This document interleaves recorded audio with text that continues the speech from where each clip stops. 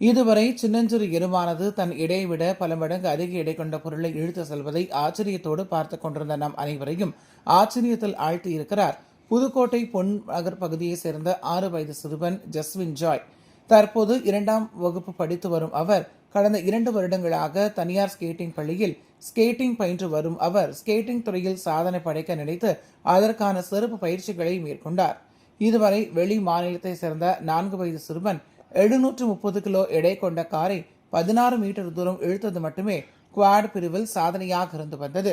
அதனை முறியடிக்கும் வகையில் நேற்று புதுக்கோட்டை அரசு மருத்துவக் கல்லூரி அருகே சிறுவர் ஜஸ்வின் ஜாய் 1360 கிலோ எடை கொண்ட ஜீப் ஒன்றை பலமான கயிற்றால் தனது உடலில் மாட்டிக்கொண்டு 50 மீட்டர் தூரம் 2 நிமிடத்தில் இழுத்து சாதனை செய்தார்.